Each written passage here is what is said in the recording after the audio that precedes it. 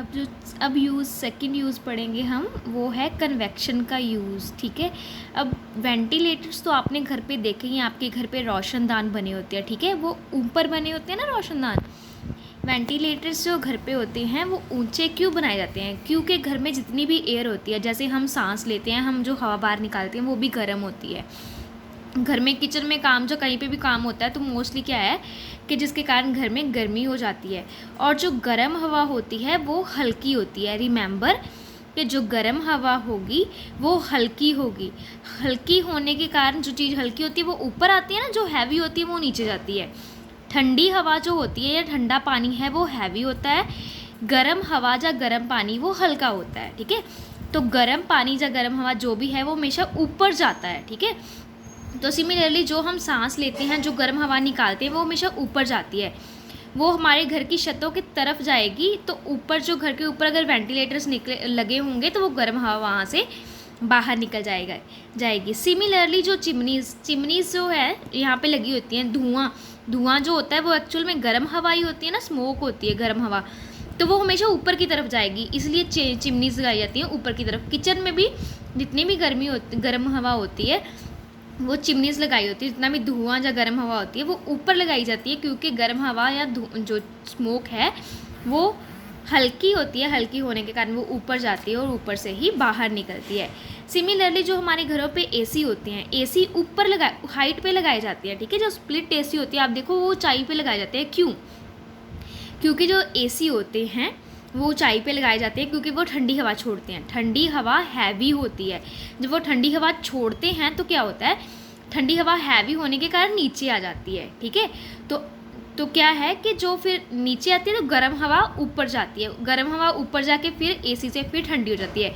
इस तरह सारा ही घर ठंडा हो जाता है। ठीक है, सारा ही रूम ठंडा हो जाता है।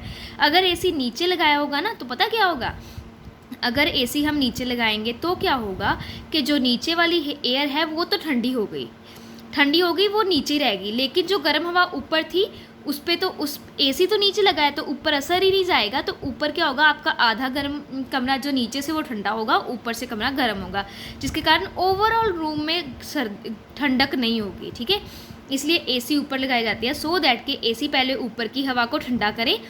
ठंडी हवा, जब हवा ऊपर वाली ठंडी होगी वो नीचे आ जाएगी, नीचे की गर्म हवा ऊपर चली जाएगी। जब वो ऊपर जाएगी तो एसी फिर उस ऊपर गई हवा को ठंडा कर देगा। ऐसे वो पहले ये वाली हवा को गर्म किया तो वो नीचे आ गई, सॉरी ये हवा को ठंडा किया तो वो नीचे आ गई, नीचे वाली गर्म हवा जब ऊपर गई एसी ने वो भी ठंडी कर दी, तो ओवरऑल सारा ही कमरे में जितनी भी हवा है वो सारी ठंडी हो जाएगी। ठीक है, नेक्स्ट क्या है कि हीटर जो है वो नीचे क्यों लगाए जाते हैं? हीटर क्यों नीचे लगाए जाते हैं? हीटर अगर नीचे लगा देंगे, सिमिलरली हीटर भी क्या करते हैं, हवा को गर्म करते हैं। इससे बिल्कुल ऑपोजिट, हीटर हवा को गर्म करते हैं। जब हीटर चलाते हैं हम घरों में नीचे, तो नीचे वाली एयर गर्म हो जाती है, गर्म होकर के वो ऊपर जाती है और जो ठंडी हवा होती है वो नीचे आती है।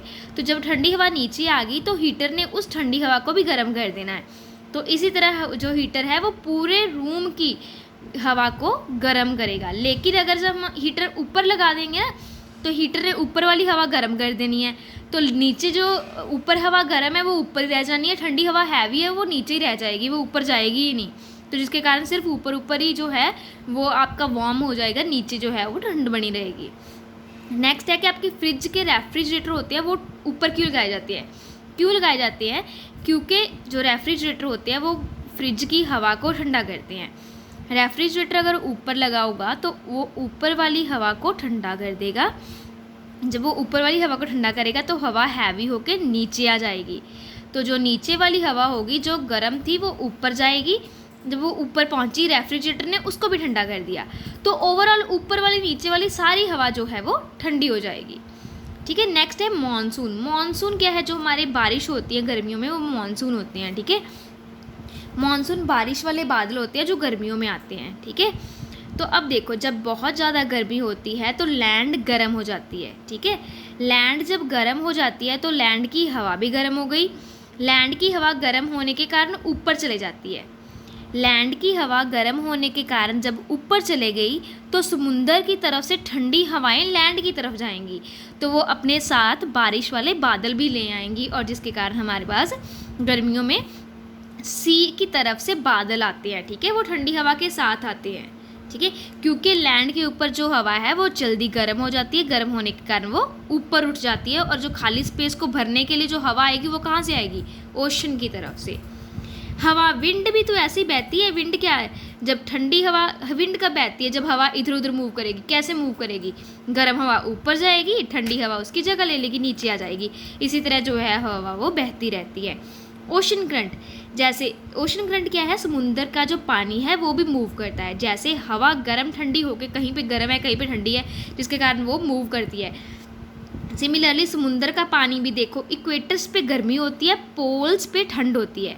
पोल्स पे पानी ठंडा होता है, इक्वेटर्स पे पानी गर्म होता है, जिसके कारण पोल पे ठंडा पानी और इक्वेटर पे गर्म पानी, ये टेम्परेचर डिफरेंस के कारण पानी जो है वो डिफरेंट डायरेक्शंस में बहता है, जिसके कारण ओशन में करंट्स बनती हैं। करंट्स मतलब जो वेव्स नहीं बनती पानी की, ठीक है, तो ओशन करंट्स बनती हैं। ठीक है, these are all the applications of convection. तो एक जो सी ब्रीज और लैंड ब्रीज है वो दूसरी वीडियो में है, you have to watch that video.